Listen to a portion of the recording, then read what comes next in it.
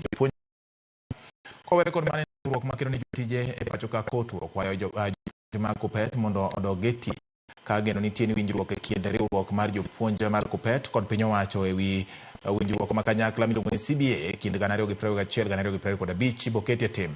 Jagoro mar COTU Francis Atwoli oyango ni piny owacho chano mar ndiko jopuonj maromo 20,000 mongirore kochopo Januari higa manyien kaluwore kod singo mar jatend piny ka omenda maromo bilion 18.7 COTU koni oseket tenge ne ndiko jopuonjgo. We had a meeting yesterday with the union concerned as our affiliate, and immediately we were meeting. This letter had been written from the Minister of Education, assuring them of what the government is going to do. One of the things that the government promised is to pay them by Friday. Is going to disperse about 13.5 billion. I'm appealing to TSC to make sure that they are in touch with the KUPPET union. Today, they sign a return to work formula.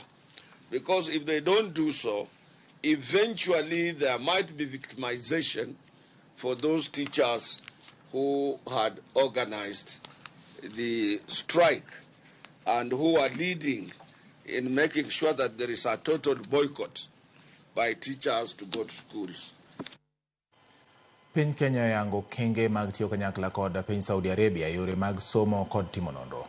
Koyango ma jagoro mongirore mochung'ne bad migawo mar somo mamalo kod weche mag nonro Beatrice Nyangala okoni tudruok e kind Kenya kod Saudi Arabia biro konyo Kenya e chopo lek mare jiwo weche mag nonro kod lony manyasani kaka yor duoko piny Kenya duoko ne piny Kenya mosebedo kod chumi marach e pacho ka. Nyangala wacho magi romo mane okelo kanyakla jokanyo mawuok e mbalariany ma Madina e piny Saudi Arabia. Romo mage to jiwo tudruok e kind Kenya kod pinyno e yore mag somo. So basically, our mission is to advance education diplomacy, Ministry of Education, and specifically the State Department for Higher Education and Research. So this is our focus.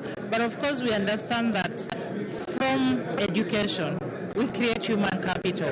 And this human capital then produces the skilled manpower that we require to advance our economic development priorities.